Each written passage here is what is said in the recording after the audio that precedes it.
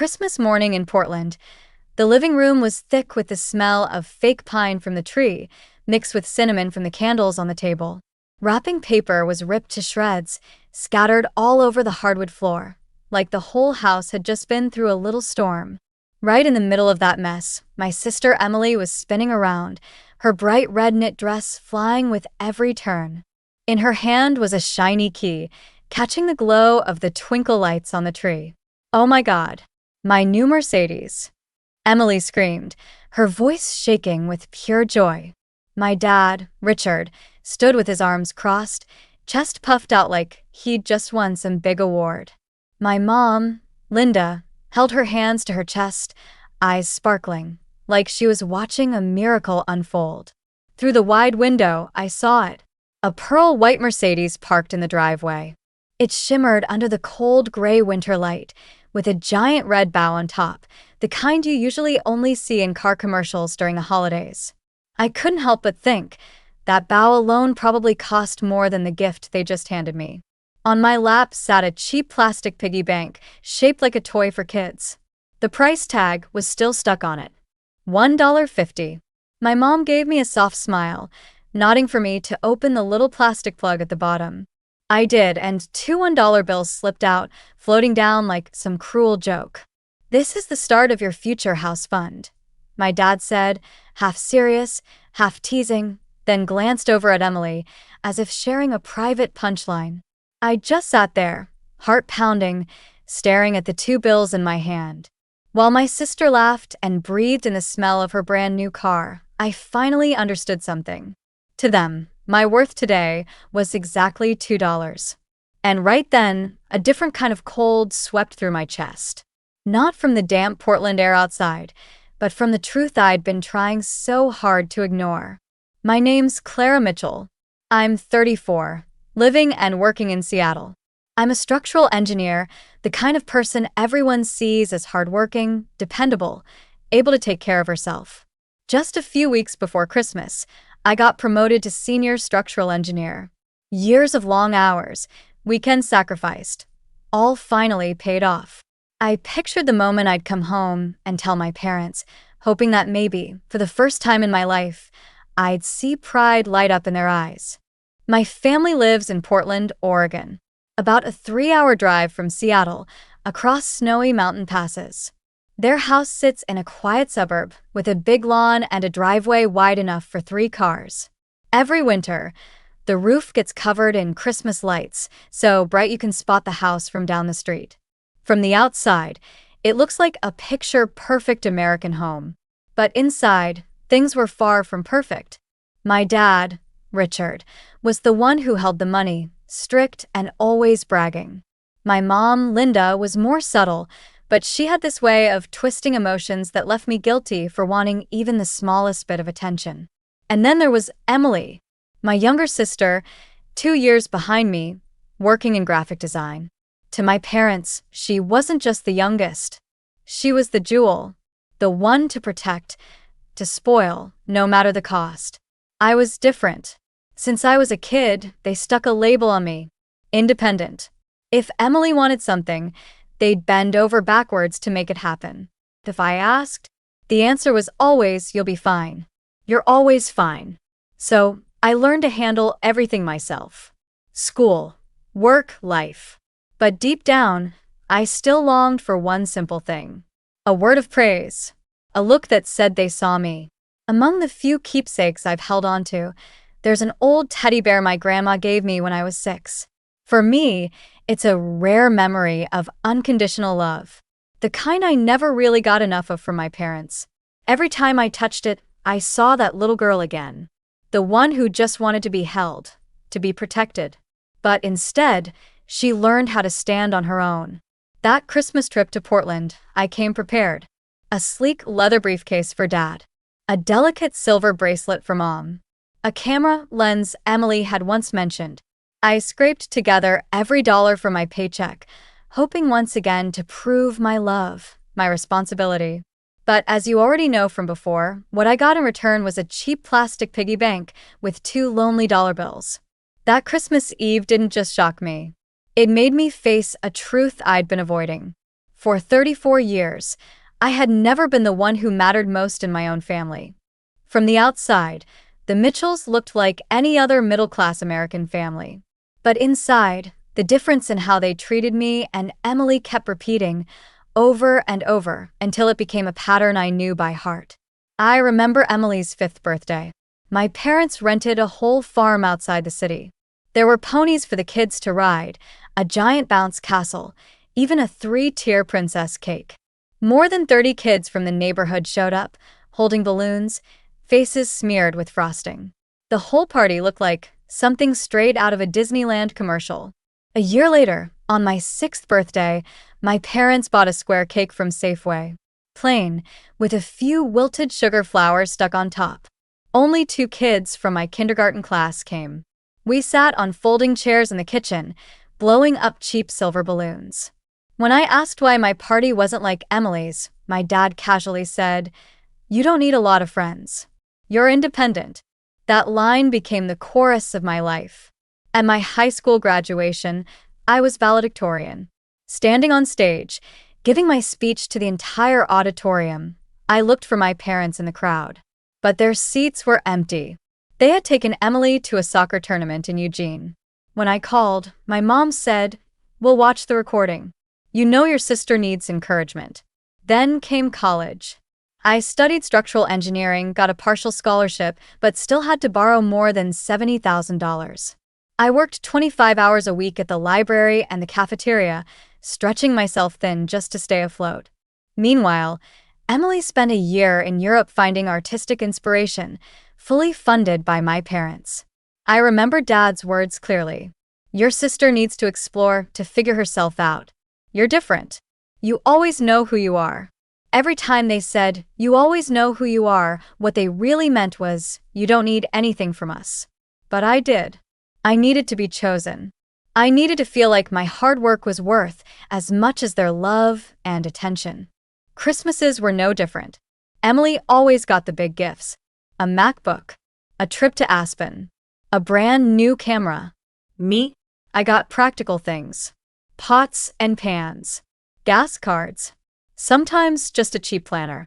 My mom would smile and say, "We know you like useful things." Over time, I learned that expecting fairness only led to more disappointment. So I buried myself in work, thinking if I achieved enough, they'd finally see me.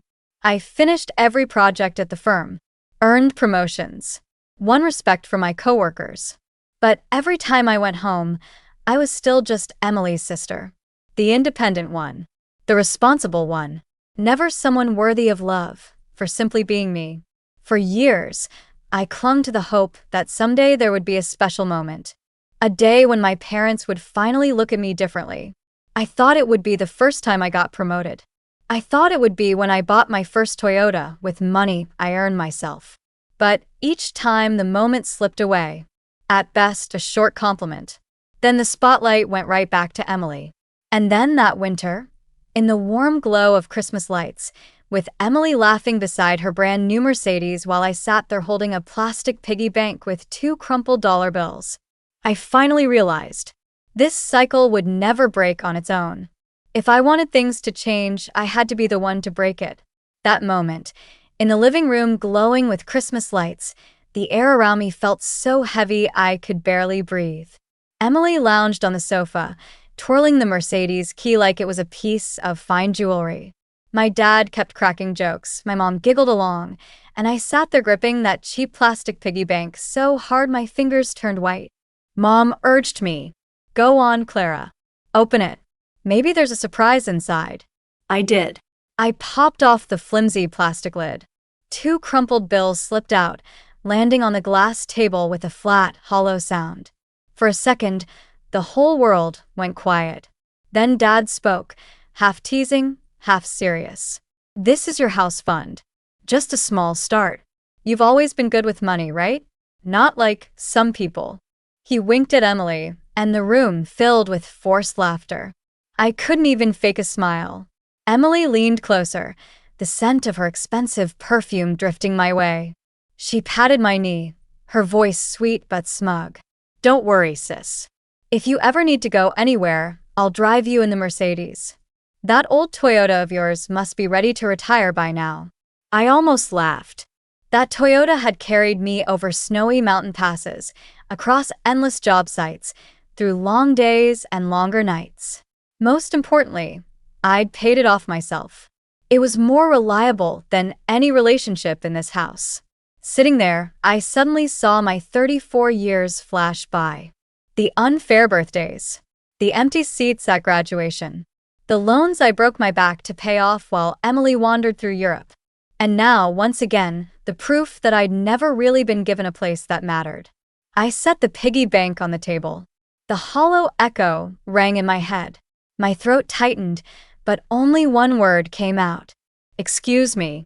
I stood up, walked past the familiar staircase, down the hallway lined with family photos. In almost every frame, Emily's face shined, smiling, celebrated. And me? If I was there at all, I was off to the side. Behind the bathroom door, I leaned against the marble sink, staring straight into the mirror. My eyes were dry, no tears falling, but inside my chest, there was a crushing weight, like concrete hardening around my heart. For the first time in my life, I thought, maybe this is what it feels like when a heart starts to die. That night, I tossed and turned in my childhood room, listening to Emily's laughter echoing from downstairs. And in those long, dragging hours, I knew one thing for sure. I wasn't staying here. Not for one more day. The clock on the nightstand flashed 2:17 a.m. I shot up in bed. I couldn't take it anymore. The laughter from Emily and my parents downstairs had faded, replaced by a heavy silence that wrapped around the house. It felt like I was trapped inside my own childhood memories, where every hope for fairness had been crushed. I turned on the small lamp, pulled an old suitcase from the closet. I didn't pack much, only the things that truly mattered. The teddy bear my grandma gave me, my college photo album, a little wooden box holding the first building design I ever sketched, the expensive gifts I'd bought for my parents, and Emily stayed under the Christmas tree. I knew they'd never be cherished the way I had hoped. As I walked down the stairs, I glanced at the family photo wall one last time. In every frame, Emily was in the center, smiling bright, celebrated. And me? Just a shadow on the edge. I stopped in the kitchen, set the house key on the counter beside the coffee maker, the one that always clicked on at 6 a.m. The moment my fingers left that cold key, I knew a whole chapter of my life had closed. Stepping outside, the Portland air hit me sharp and wet, the driveway damp with night fog. My 7-year-old Toyota Camry waited, its roof covered in frost, proof of all the miles it had carried me. I started the engine. The sound was rough, but steady. Unlike the shiny Mercedes parked out front, new but soulless, this car was my ally. It had never let me down. On I-5 at 3 in the morning, the road was empty. Just streetlights and a few heavy trucks rushing past. The radio played Bing Crosby's White Christmas. I turned it down, then off. I couldn't handle the irony. In the dark, I whispered, "Merry Christmas, Clara." My voice sounded like a stranger's. Snow came down thick as I drove, and memories poured in. Emily's 5th birthday with ponies and a bounce castle. My 6th with a cheap cake in the kitchen. My high school graduation, where my parents missed my valedictorian speech to take Emily to a soccer game. The college years, me buried in work and debt, while they sent her to Europe to find inspiration. Piece by piece, the truth was clear. I'd never been the one who mattered. A truck roared past, splashing dirty water across my windshield. For a few seconds, I drove blind, heart racing, hands clenched on the wheel. When the wipers cleared it away, tears finally spilled down my face. Not just from fear, but from the truth I couldn't ignore anymore. Dad controlled the money. Mom controlled the emotions. One used finances to play favorites. The other used feelings to cover it up. My phone buzzed. Mom's face lit up the screen. Not "Are you okay?" message. Instead, "Did you remember to pay the power bill for the cabin?" The same cabin they bought for weekend getaways, but Emily used mostly for Instagram photos. I didn't pick up. And I knew I never would again. I kept driving. The sky began to pale as I passed the sign. Welcome to California. Behind me was Portland. The house key I'd left behind. The birthdays that weren't fair. The cheap gifts wrapped in fake love. Ahead was an uncertain future, but at least one I could choose for myself. In the thin morning fog, I made a promise out loud. From now on, I'll never accept the value someone else tries to put on me. By the time my car turned off the freeway into San Francisco, the sun was already up, painting the hills and cable cars in warm golden light. The city opened up with steep streets, pastel houses pressed against each other, and the bay shimmering in the distance. I felt both thrilled and shaky. For the first time in my life, I wasn't heading back to Portland. I wasn't putting on the mask of the daughter who's always fine. I was starting a new life, though I had no idea what it would look like. My college best friend, Sophia, was the first to welcome me. The moment I texted that I was on my way, she replied right back. Come here.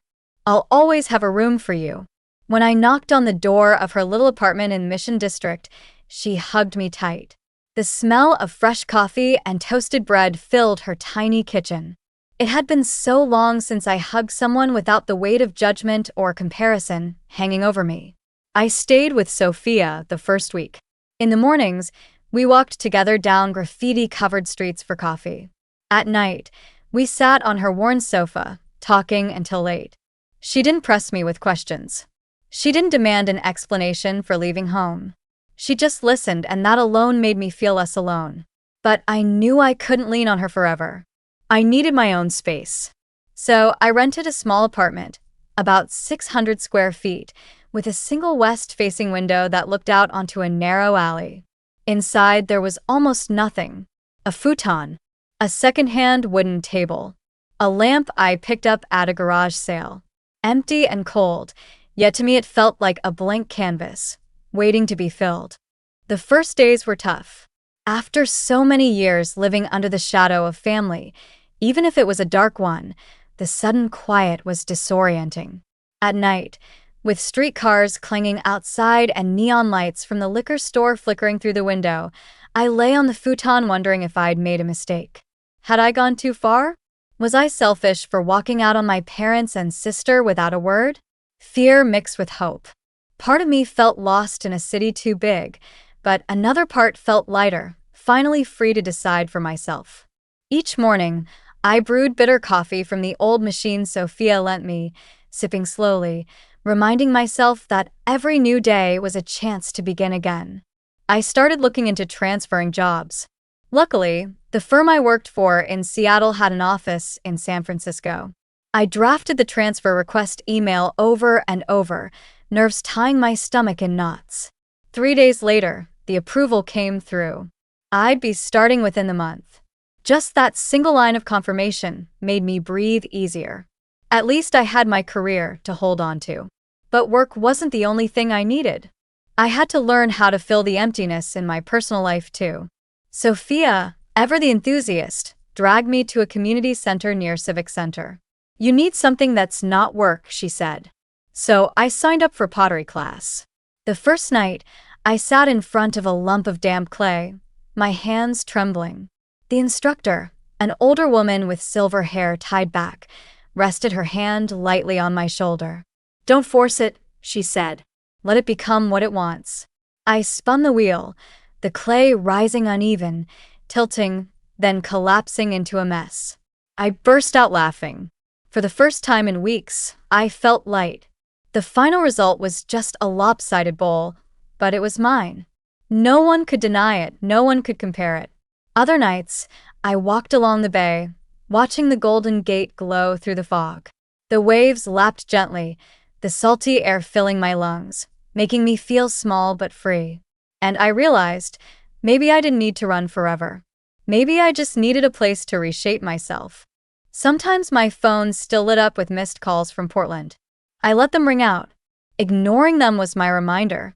I was building a new life, one that started right here, with a bare apartment, crooked bowls, and sunlight spilling through a small window.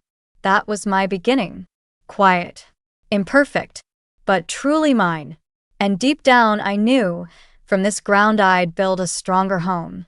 Not with bricks or steel, but with my own worth, my own choices. In the weeks after moving to San Francisco, I started settling into a new rhythm. Work at the branch office was intense, but at least it kept me busy and reminded me I still mattered. During the day, I buried myself in technical drawings, calculating every steel beam, every concrete joint. But at night, when I came back to my small apartment with just a futon and that crooked clay bowl on the shelf, the emptiness hit hard. Sophia was patient with me. She dragged me everywhere: museums, weekend farmers markets, even a book club in the Mission District. But what changed me most was therapy. The first time I walked into Dr. Jacobs' office, I felt like I was about to take an exam. The room smelled faintly of old wood, sunlight pouring through the window onto the couch where I sat. Dr. Jacobs, a silver-haired woman with thin glasses, sat quietly, waiting.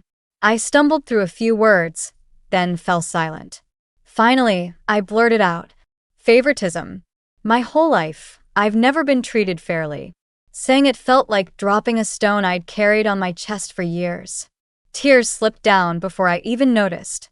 Dr. Jacobs just nodded, her voice calm. "And that makes you feel?" I whispered, "like I'm only worth $2. From then on, I saw her every week. I learned how to notice my feelings instead of locking them away. I learned that saying no didn't make me selfish. Each session felt like peeling off another invisible chain that had bound me since childhood. At the same time, pottery class became another kind of healing. Every time I touched the cool clay, it felt like starting fresh. At first, my pieces were lopsided bowls and wobbly cups. But little by little, my hands grew steadier. Softer curves, smoother lines. On the windowsill, a row of cups, bowls, tiny vases began to line up, each one proof that I could shape something beautiful out of the mess. And then Ethan walked in. He was an environmental engineer at a company near my office. We met in the corner coffee shop I stopped at every morning. Tall, with loose brown curls and calm blue eyes. That day, I was just grabbing a latte to go, but he was joking with the barista about oat milk. I laughed, and he turned, smiling at me. The next morning, he was there again. This time, he spoke first. "Do you usually drink oat milk lattes, or was that just yesterday?" I stumbled over my words. "I drink anything with caffeine." He laughed, held out his hand. "I'm Ethan." I hesitated, then shook it. For the first time in months, I felt something stir inside me. He asked me out for coffee after work. My instinct was to say no right away, years of rejecting help, rejecting affection. But then I remembered Dr. Jacobs' words. "Allow yourself to receive. It doesn't make you weak. It means you're worthy." Our first date was simple. We sat in a small cafe overlooking the bay, the sunset painting the water gold. Ethan talked about his work, his passion for sustainable projects. I listened, feeling like he was pulling me out of my shell. When he asked about me, I held back, only sharing a little about my job. I wasn't ready to open up fully. But his eyes didn't judge. They just waited. In the weeks that followed, we saw each other more. One time he took me to Golden Gate Park. We sat on the grass, shared sandwiches, and watched the red bridge fade into the fog. Another time, he came with me to pottery class, laughing so hard when his vase leaned like the Tower of Pisa. I started to believe I could be loved without having to prove anything. Ethan didn't expect me to be perfect. He was just there, steady, genuine. Not that it was always easy. One evening, he tried to hold my hand in public, and I pulled back without thinking. Ethan didn't get upset. He just nodded softly. "That's okay. Whenever you're ready." Those words made my eyes burn. I realized real love wasn't what I'd grown up with. It wasn't obligation. It wasn't comparison. It wasn't something you had to earn. Meanwhile, work in San Francisco started to take off. I was trusted with bigger projects. My colleagues respected what I could do. And each time I finished a complicated design, I thought, this is me. Clara. Not someone's shadow. Not just Emily's sister. Looking back now, I see it clearly. My healing didn't come only from therapy or from work. It came from daring to let people in, from daring to accept love. And for the first time, I believed I could build a future without asking permission, without proving anything to the family that had once left me behind. 7 months after that Christmas, a crisp white envelope showed up with fancy script. Vanessa Mark. My cousin was getting married. The wedding would be in Portland. I sat in my San Francisco apartment, staring at the invitation like it was a ticking bomb. I knew I couldn't avoid it forever. Sooner or later, I'd have to face my parents and Emily again. But this time, I wasn't the same. I had a new job. I had therapy. I had a life of my own. And most of all, I wasn't the daughter who stayed silent anymore. I prepared carefully. In my suitcase, along with a navy silk dress I'd had tailored, I packed an album I'd put together photos from birthdays, Christmases, graduations. Proof of the favoritism that had shaped decades. I printed copies of my student loan papers, $70,000 still hanging over me, and documents showing my parents had paid all of Emily's tuition plus her trip to Europe. And finally, I brought the cheap plastic piggy bank, now stuffed with $2 bills I'd collected every week since that night. At the rehearsal dinner, I walked into the fancy restaurant in downtown Portland. When the heavy wooden doors opened, every head turned. I stood tall, heels tapping steady on the floor. I saw my mom's hand fly to her mouth. My dad gripped his bourbon glass. Emily froze, her smile faltering. I didn't rush toward them. I nodded at relatives, shook hands with a few old friends. I wanted them to see me not as the outcast, but as an equal. It didn't take long. My mom asked to talk in private. They led me into a small library behind the restaurant, a dark wood room that smelled of leather and old liquor. 3 chairs sat on one side of the table, 1 chair alone on the other for me. This was clearly a planned family meeting. Dad started, his voice heavy. Clara, this has gone too far. Families have to stay united. We've had enough gossip. I sat down, opened my suitcase, pulled out the photo album. I flipped to the first page. Emily's 5th birthday ponies and a bounce castle. Next page, my 6th birthday Safeway cake in the kitchen, 2 classmates sitting beside me. This is the truth I lived with, I said, calm but steady. I flipped more pages. My graduation photo, family seats empty. The soccer flyer for Emily's game the same day. Then my student loan statement, $70,000 still unpaid. And finally, documents proving they covered Emily's tuition and trip abroad. Dad's face turned red. We did the best we could with the money we had. I met his eyes. No, Dad. You got promoted when I was 16. Grandma's inheritance came right before college. You had money. You just chose not to spend it on me.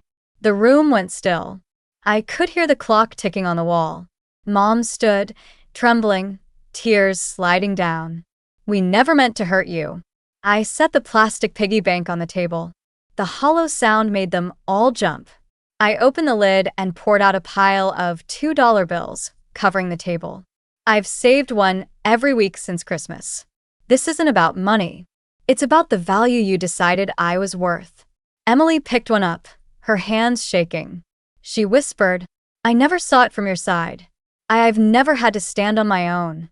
My dad slammed his hand on the table. Enough. You're tearing this family apart.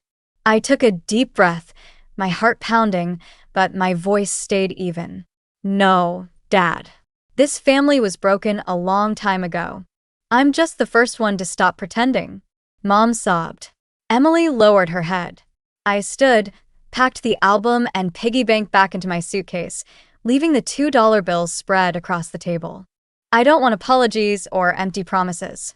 If you really want to fix this, there are 2 conditions: family therapy and respect for my boundaries.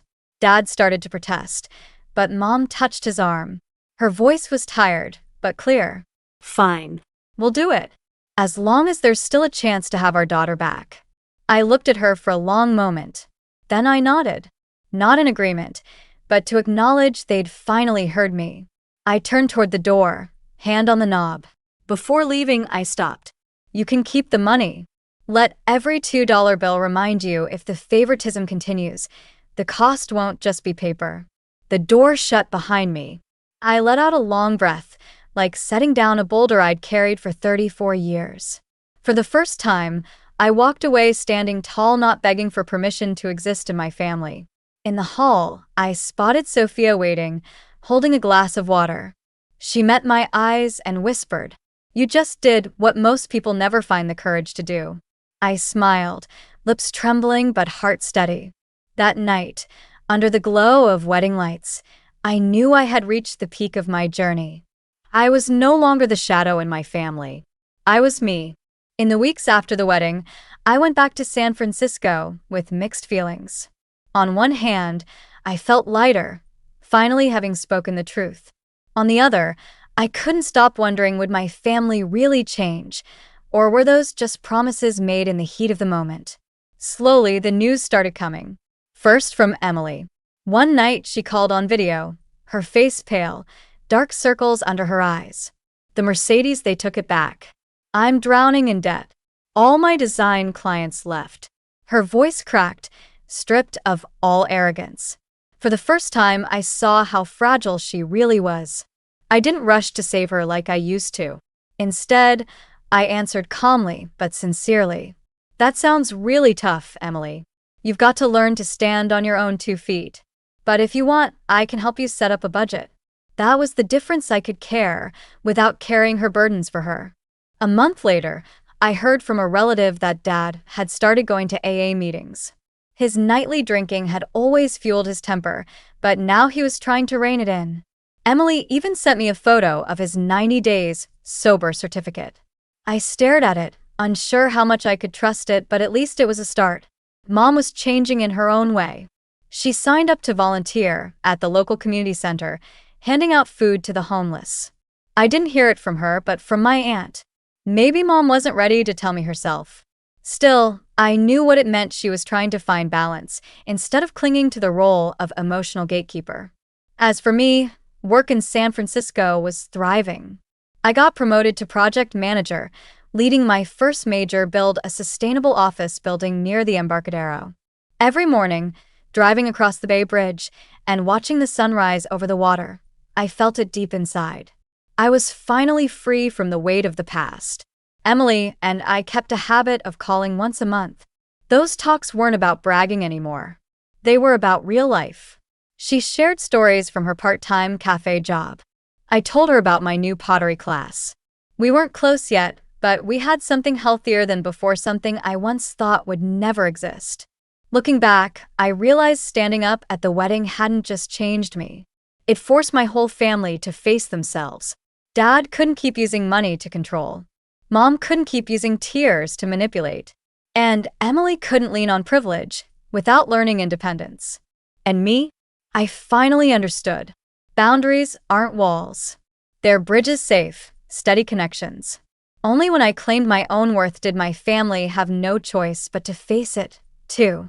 A year after that Christmas Eve in Portland, I sat in my little San Francisco apartment, sunlight pouring through the window on a winter afternoon. The simple wooden table had turned into the gathering place for what I now called my chosen family. Sophia, a few close coworkers, and Ethan, the man who had walked beside me through every step of healing. From the oven, a turkey filled the air with rosemary and sage. On the shelves, my lopsided pottery bowls sat alongside newer, smoother pieces, each one shaped by my own hands. Laughter and conversation filled the room.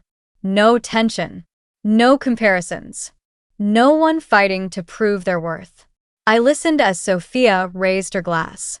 To Clara, the woman who knows how to build bridges, not just with steel and concrete, but with courage and persistence. My cheeks burned, but my heart felt light.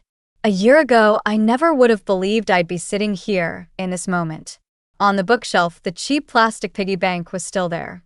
But instead of a couple crumpled bills, it held stacks of $2 notes I'd been collecting, not as a reminder of pain, but as proof that my worth would never again be defined by someone else's gift. Only by what I chose to accept and what I chose to refuse. My phone buzzed. A video call from Emily. I answered, seeing her in a small apartment, looking tired but real. After a few holiday wishes, she held up a gift. A clumsy little clay ornament, streaked with uneven paint. I made this in pottery class. It's not pretty, but I want you to have it. I laughed, for the first time in years, without bitterness. It's beautiful in its own way, Emily. Thank you. Later, when the party ended, I stepped out onto the balcony. The San Francisco Bay shimmered with lights from the bridge. Ethan draped a blanket around my shoulders. And in that moment, a truth rang clear inside me. My worth doesn't come from being the daughter who's always fine or the sister who's responsible. My worth comes from knowing I deserve love, respect, and never settling for less. That Christmas, I lost the family I was born into. But a year later, I found something greater. I found myself.